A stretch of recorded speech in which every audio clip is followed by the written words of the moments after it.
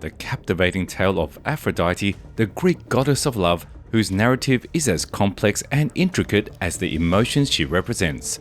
Uranus, the celestial deity, confined his offspring, the Titans, deep inside Earth to prevent any threat to his reign.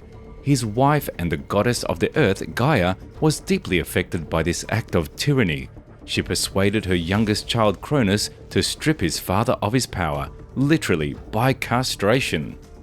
Empowered by Gaia's support and armed with a mighty flint sickle, Cronus disarmed his father in the most intimate of settings, their conjugal bed. The life essence of Uranus, his blood and semen seeped into the ocean near Cephalonia, producing a frothy white substance from which Aphrodite was eventually born. This ethereal foam was transported by Zephyrus, the wind deity, to the island of Cyprus, close to Paphos. Aphrodite, in all her splendor, rose from the sea and onto the land, perched atop a seashell. Her first reception was by the Horae, celestial gatekeepers entrusted with ensuring natural order. Clad in golden crowns, they welcomed Aphrodite, festooning her with golden ornaments. The Horae played an instrumental role in nurturing the young goddess, instilling in her the ability to enchant with her beauty. As Aphrodite blossomed into maturity, they gifted her a golden girdle that amplified her allure, rendering her irresistible.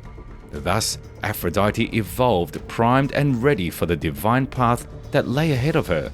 Ready to grace the grandeur of Olympus, or perhaps it was Olympus that was poised to be dazzled by her unparalleled beauty, Aphrodite arrived among the gods. They embraced her, hailing her as the goddess of love and desire. Zeus, recognizing the allure she carried, insisted that such a radiant being should not remain unaccompanied. But his wife Hera perceived the implications of Zeus's attentions. She swiftly recommended a suitor who seemed least likely to interest Zeus, the less than handsome Hephaestus, god of craftsmen and blacksmiths. Astonishingly, Zeus consented. To provide some context, Hephaestus was considered so unsightly at birth that Hera herself cast him away from Olympus. Unexpectedly, Aphrodite, much to the other gods' surprise, found Hephaestus far from repugnant.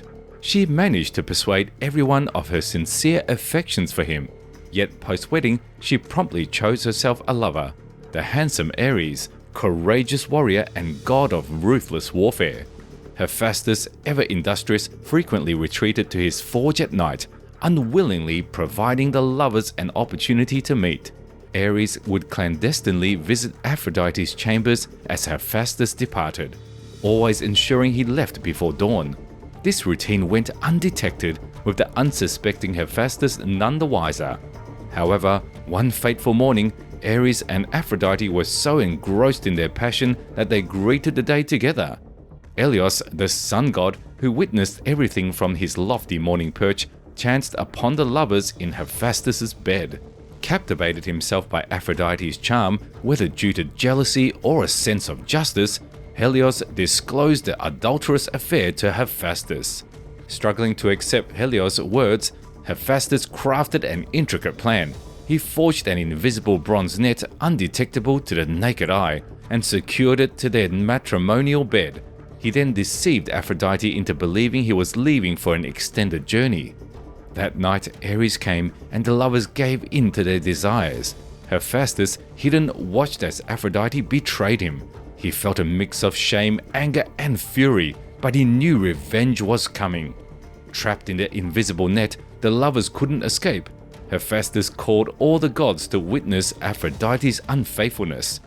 The Olympian gods gathered around the trapped lovers, making fun of Ares and Aphrodite. Aphrodite's nudity fascinated the gods, and some found themselves drawn to Ares' situation. They indulged in clever banter. Hermes openly expressed his longing. Poseidon pretended to emphasize with Hephaestus and to encourage him to set the lovers free.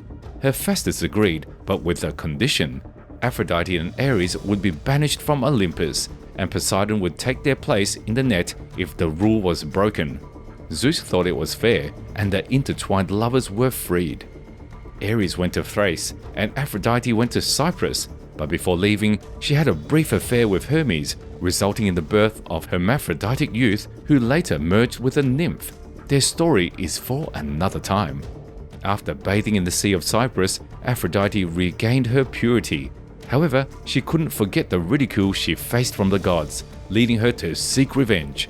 Helios was the first target, and his descendants would forever struggle with insatiable lust.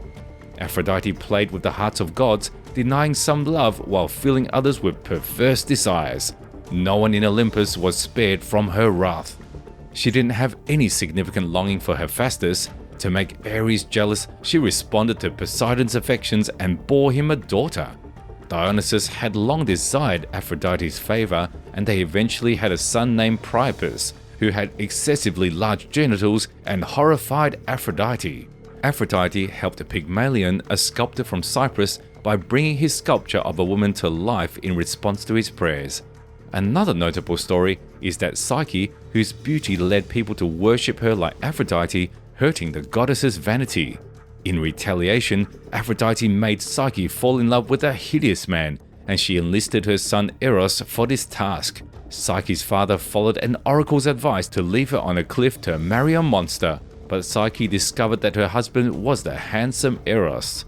Unfortunately, Psyche accidentally burned Eros when she tried to see him in the light, breaking his request not to look at him.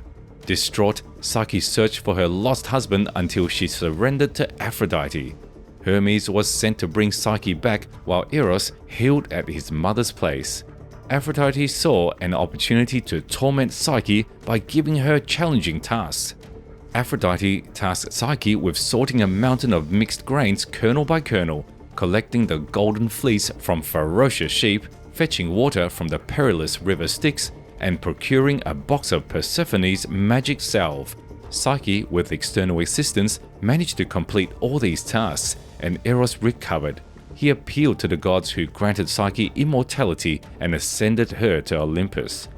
The unforgiving Aphrodite didn't spare Myrrha, the king of Cyprus' daughter, who, proud of her beauty, disregarded the goddess of love. In retaliation, Aphrodite kindled a lustful passion in Myrrha for her own father, Cinyras. This prompted Myrrha to sneak into her father's bed, and for 12 days and nights they succumbed to their desires, with Aphrodite's enchantment keeping Cinyras oblivious to his daughter's identity. However, on the 13th day, he discovered the truth, prompting him to draw his sword to kill Myrrha and then himself. In a desperate plea for mercy, a terrified Myrrha was transformed into a tree by the gods, from which the handsome child Adonis was born 9 months later. Adonis stirred Aphrodite's passion, and she planned to make him her lover as he matured.